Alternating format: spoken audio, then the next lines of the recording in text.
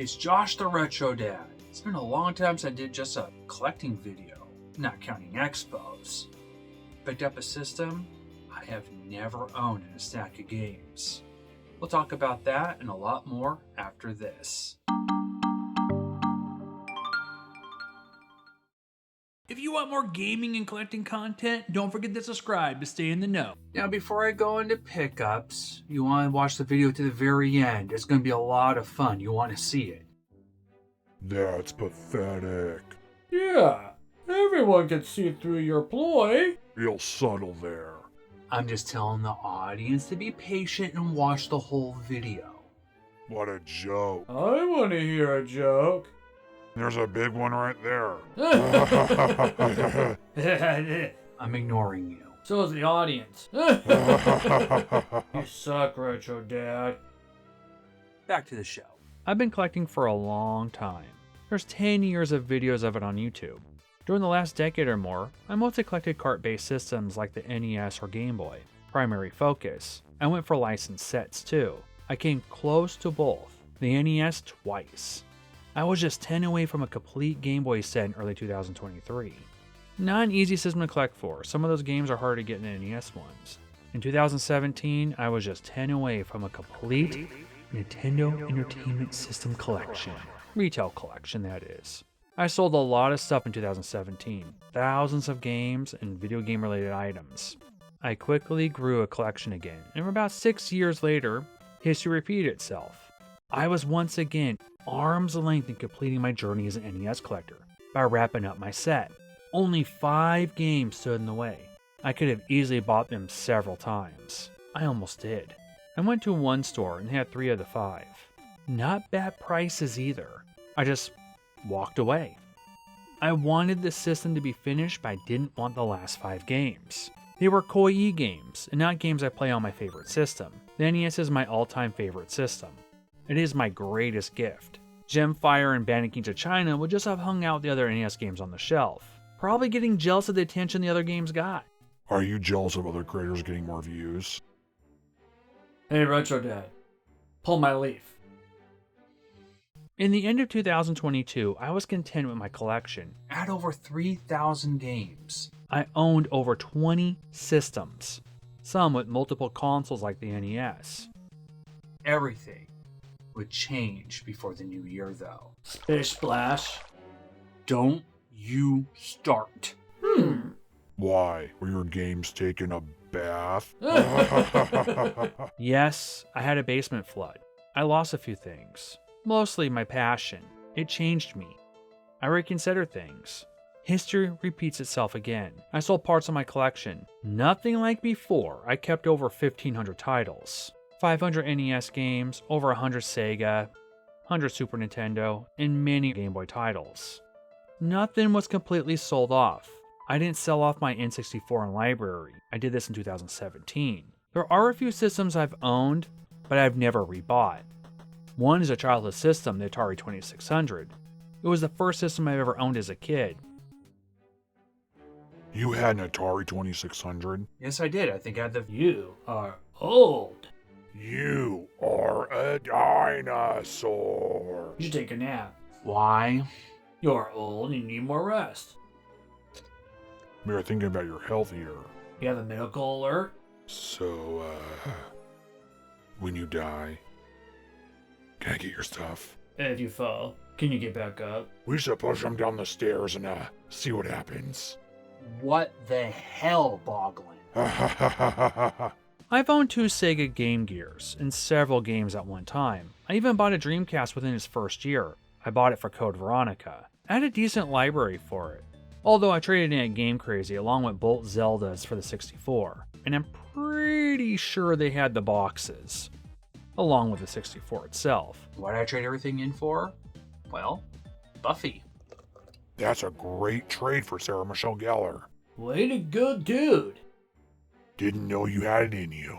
I'm proud of you. I take back most of the terrible things I think about doing to you when you're sleeping. So you must have sold her back to that, Prince Jr. guy. No, not the actress. The game, Buffy. Lame. Years would go by, and I did get another Dreamcast. I'm not sure how long I had it. I owned a few sealed games for it too. It was another victim of the sale of 2017. I really liked the Dreamcast. I just told myself I wouldn't get another one. I've been true to my word so far. You never know though. Maybe it's in my cards in the future. Over the last 15 years, I avoided one system. I could have bought it several times. That system is the Sega Saturn. Never played it except for maybe at a few expos. I only knew one kid in the 7th grade who had it. That's it. I was 13 at the time. I remember him talking up the graphics and saying how awesome and badassery it was. Yeah, I got the Saturn. Like, the graphics are totally realistic. Like, I'm actually there. In the game. You should get one. It's like badassery, man. The Sega Saturn was released in North America for $400 in 1995, which was expensive. I'm not going to go into the Sony PlayStation vs. Sega Saturn 5 1995 or the Sega Saturn launch debacle. That's a whole other video. Other content creators did it already. Probably better do. In North America, the Sega Saturn launched with 6 titles. There was Daytona USA, the first Virtua fighter, Clockwork Knight, and another was Panzer Dragoon, just to name a few. The Sega Saturn was officially discontinued in 2000. Within the end of its lifespan, only around 258 North American games were ever saw the light of day, but over 1,000 was released in Japan.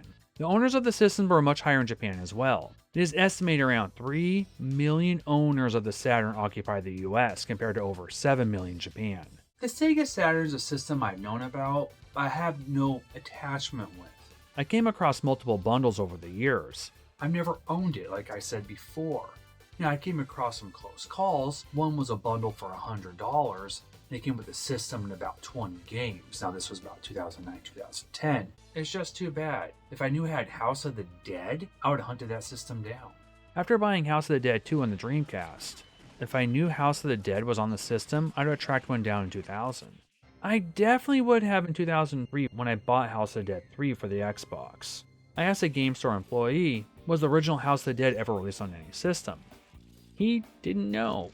It was a different time then. It was before smartphones and looking up everything online.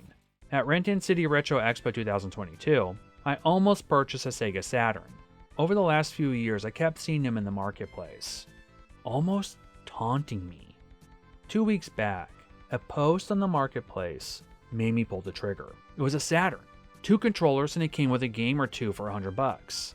The person never got back to me, but started a collecting itch, and it needed to be scratched. Just use your nails. Look. See, it's not that hard. Not that kind of a scratch. So I started looking more thoroughly on the marketplace and OfferUp, looking for a Saturn bundle. I wanted one with games. Over the last week, I've been negotiating with another person north of me. He has a CIB Saturn with a lot of great games. I think he has 16 or 18 Sega Saturn CIB games. Some are over $300 in value. Saturn is an expensive system to collect for. One reason I didn't want to get into the system, I thought I gave him a fair offer. I was even willing to travel over 6 hours away to purchase the bundle. I even offered a trade. The deal might have fallen through, but my lust for the Saturn did not. I could not stop thinking about getting one. I haven't felt this collector drive in years. It's like 2010, 2011, 2013 Retro Dad, the passion for the hobby in spades. Actually, it's been that kind of summer. Getting those vintage ads really perked me up. In the end, I ended up going to SideQuest Games and got a Saturn. They had the cheapest price in town. It came with one controller. It's the later release controller, which is the better controller to get. I ended up getting about 10 titles. My first purchase was 3 games that came with the purchase of a Sega Saturn. This package was given out in 1996, when you bought a Sega Saturn. Hence the name, 3 free games with the purchase of a Sega Saturn. Included is Daytona USA, the original North American launch title. It's a racing game. It's a decent one too. Better to play in 1995 than 2023, but it's still fun to play. Great sound though. I love the game over sequence.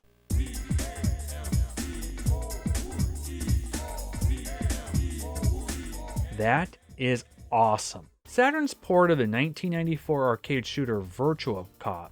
Is it Virtua? or Virtual. Always thought it was Virtual, but it's Virtua. Virtua Cop is the second game included in the package. Virtua Cop was released in the Sega Saturn in 1995. It's just a port of Virtua Cop, the arcade game. Graphically, it looks very polygonish, if that's a word. It's still a fun shooter. The last game is another polygon-filled delight, and that's Virtua Fighter 2. Originally released in the arcade in 1984, the Saturn would get a port in 1995. I played in the arcade and on the Sega Genesis. The Sega Saturn is an excellent port. 3 free game pack is rather inexpensive and you get 3 games for the system. I didn't stop with the 3-pack, I got more. The next game I got, I only purchased it because the game's case was in such good condition. Saturn and Sega CD games, you can swap out the games for worse looking cases.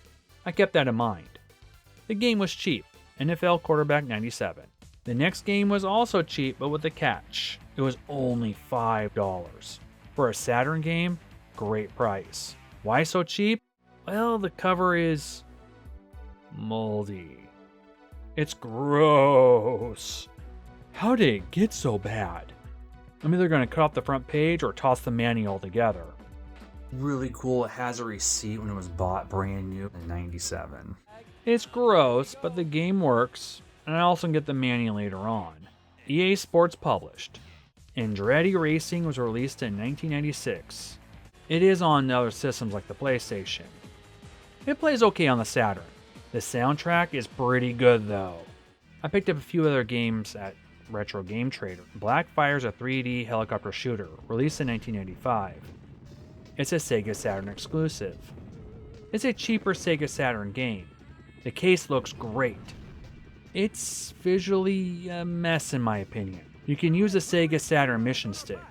Blackfire is not one of my favorite pickups so far. It's just messy. Some Sega Saturn games mixes full motion videos and gameplay. One such game is another Sega Saturn exclusive called Gen War.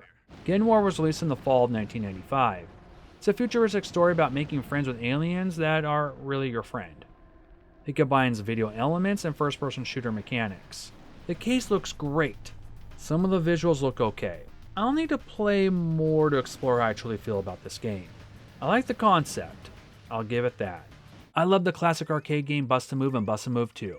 I saw it at Retro Game Trader and I knew I had to pick up Bust-A-Move 2 on the Sega Saturn. It was on the cheaper side as well. Bust-A-Move 2 was ported to Sega Saturn in 1996. Over 27 years later, it still plays great on the Saturn. It's a great game regardless. It plays really nice on the system though. So addictive it should be illegal. I just love this puzzle game. It's so relaxing. I personally prefer the puzzle game or the versus mode, but I enjoy both. Unfortunately, this game didn't have a case, but I got it for 50% off. Mr. Bones is another Sega Saturn exclusive. Released in North America in 1996. It's a strange game. You are the only reanimated skeleton to come back and not be evil. You can get your bones knocked off of you. You can get them again, and if you hit enough, you just become a head and a spine, hopping around trying not to get hit. Unique for sure, difficult too. Skeleton Warriors is from a short-lived cartoon series. Both the original PlayStation and Sega Saturn would have a game based on the cartoon in 1996. For gameplay, it's an adventure beat-em-up. You can shoot at skeleton enemies and use your sword. You need to collect certain items to shoot. Graphically, the game looks great on the Sega Saturn. I really enjoyed playing this title. This is one game I always wanted to snatch up for the system. I originally wanted the PlayStation version, but I could never find it. I did bump into more copies on the Saturn though. Not very many, but I did bump into more. I wanted it because it was a beat 'em up. I'm really enjoying this game on the Sega Saturn. Hold a second, I got one more game, and it's a big one. You know, I'm a big survival horror fan. I love Resident Evil as my favorite franchise, followed by Silent Hill. But there's an exclusive horror game on the Saturn, Enemy Zero. Originally scheduled to be on the PlayStation, it morphed into a Sega Saturn exclusive and was released in 1997. Our protagonist Laura wakes up from hypersleep to find an unseen enemy killing her crew. I didn't know about this game a few weeks ago, but I learned about it after going through the list of the titles that person was selling. I looked it up. I had my interest piqued. Then all of a sudden I kept bumping into things about the game. Videos, headlines, list. And then I saw it for sale multiple times. Must be a sign. Technically, Enemy Zero is part of the D series, or at least like a spin-off or something. I don't know a whole lot about D. One of my friends who's talked about D said he loved the game because I was a big fan of Resident Evil. But yeah, Enemy Zero is part of that series somehow. It's the same protagonist and Laura's in all the games. So after 28 years, I finally have grabbed a Sega Saturn.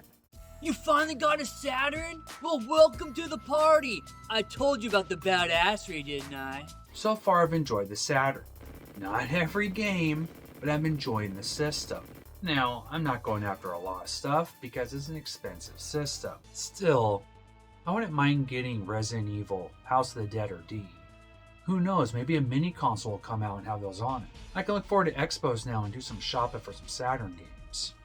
I waited for 28 years to get a Saturn. I can wait a little longer to pick up some titles. Well, that was my Sega Saturn adventure. Hope you enjoyed the video. I want to say thank you so much for watching. Have fun, go game. See you guys later. Comment below, like, follow, and subscribe. If you're into the unknown and paranormal, I have a new show coming out called Strange Occurrences. It'll be about strange occurrences I dealt with in life. Some episodes will even explore other stories, cryptids, ghosts, theories, and more.